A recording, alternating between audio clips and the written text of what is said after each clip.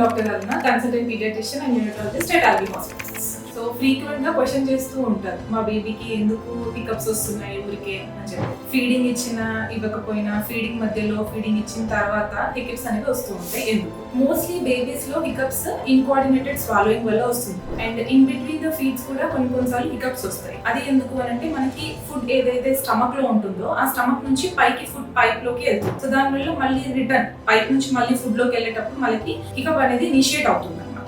So nothing to worry about hiccups. అది ఇన్కోఆర్డినేటెడ్ swallowing కాబట్టి అది బేబీస్ మెచ్యూరిటీ ఏజ్ వల్ల తగ్గిపోతూ ఉంటుంది. అండ్ అది మనకి ప్రొలాంగ్ డ్యూరేషన్ కూడా ఏమి ఉండదు, చాలా షార్ట్ డ్యూరేషన్ ఉంటుంది. Mostly from 1 to 3 minutes or maximum 5 minutes వరకు వచ్చి తగ్గిపోతుంది. సో అప్పుడు మనం ఏం చేయాలి? ఫీడింగ్ అప్పుడు, ఒకవేళ ఫీడింగ్ ఇస్తున్నప్పుడు జరుగుతుంది అంటే ఫీడింగ్ కొంచెం స్లో చేస్తాము అండ్ బేబీ అప్రైట్ పొజిషన్ లో పెడతాము. అంటే పడుకున్న బేబీని మనం లేచి ఎలా అయితే ఫీడింగ్ తర్వాత తడతాము, బర్పింగ్ ఎలా అయితే చేస్తామో ఇలా పట్టుకుని అది చేయాల్సి వస్తుంది బేబీకి. సో వన్స్ ఫీడింగ్ ఆగిపోయింది అంటే మనం మళ్ళీ ఫీడ్ అనేది స్టార్ట్ చేసుకోవచ్చు. Nothing to worry about the hiccups.